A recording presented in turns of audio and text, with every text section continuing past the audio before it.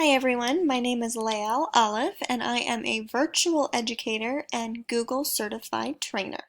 So this video is going to show you the basics of how to create a Google Classroom. So first thing, I always recommend using Google Chrome. Anytime you're using Google Tools, it just makes life a little bit easier. Go ahead and search for Google Classroom and then go to that website. Always make sure that you are signed in with your work account. So for me, it automatically loads me into my personal Gmail. So I always have to click on that and then make sure I'm in my work account. So once you are in your work account, if you don't have any classes created or if you've never been here, you're going to have a blank screen. So for me, I have a couple of classes already created.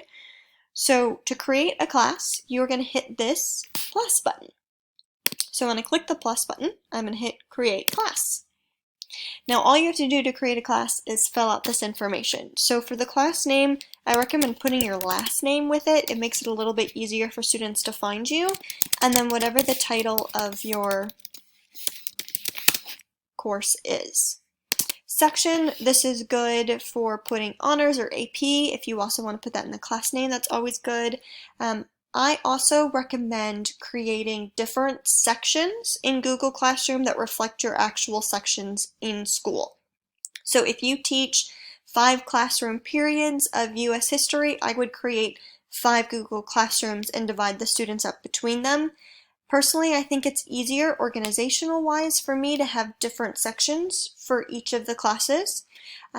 If you want to do one big one with all 100 and so kids that you have in it, you can do that as well. Whatever you find is easiest or whatever your school policy is for that works.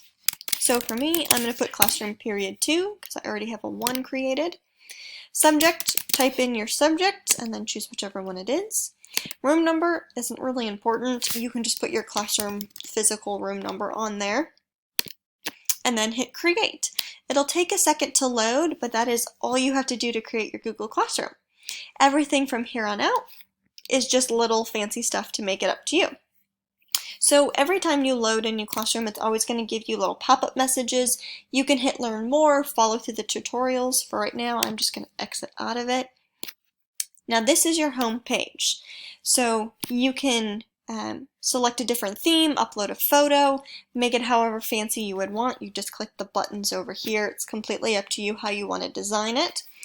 It's going to have all of those classroom details right in this corner, which is really good because it has the very important class code, which is how you will invite students to your classroom. And I will have another video on how exactly you invite students to your class. Now on this home page, you have an upcoming section, which is kind of like a calendar / to-do list. It'll pop up and tell students anytime they have an assignment or a test coming up. This right here is kind of your announcement board. So kind of think of it as your whiteboard that you would have announcements up for students every day. So it's good for letting them know things that are upcoming, important dates, things that'll be going on in school, reminders about tests, extra credit, quizzes, things like that. Now the nice thing is you can select all of your classes if you want it to go to everyone or select just one class. You can do the exact same thing with students once you have students in your class, which is really nice. So you can type out whatever you want. And then you can also add attachments, which can be used for a variety of things, such as sending out assignments again or extra material.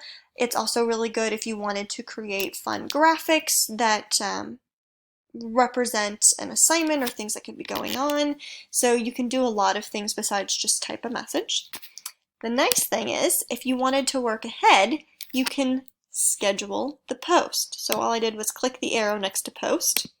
So if I didn't want to post it immediately and instead I wanted to work ahead to have these announcements go out when maybe I wasn't wanting to have to remember it first thing in the morning, so I can schedule it to go out at a certain time, date or time, and then all I have to do is hit schedule, which is really nice.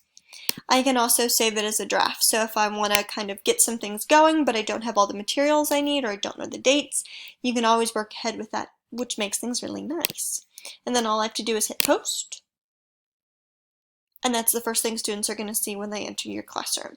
And so as you add more and more, information will kind of filter underneath it. Now, these are your other tabs. So the classwork tab is exactly what you think it is. It's your assignments, quizzes, tests. You can also have Google Calendar information as well as a shared Google Drive folder where you can have shared resources.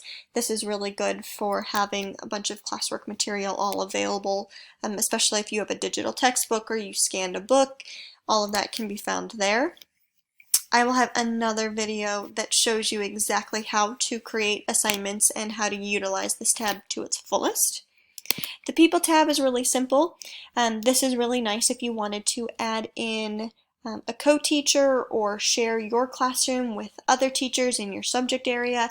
So if you have multiple teachers that teach the same subject, this is a great way to be able to share and access each other's courses, to be able to see what somebody else is doing, and be able to share resources. And all you have to do for that is click the People tab, type in a name or an email. For students, you can do the same thing, type a name or an email, and then the code for students is right down here below as well. Now for grades, there's not going to be anything here because I don't have any students in this class and I don't have any assignments yet, but this will be my gradebook where I can grade, see students, see how they're doing. And once you have grades and students in here, depending on what you use as a system gradebook, like if you use PowerSchool or something like that, there are ways that you can share grades between Classroom and other data collecting sites depending on what you are using, which can also save you time. So this is your first video on how to create a Google Classroom. So congratulations, you've done it. Thank you for watching.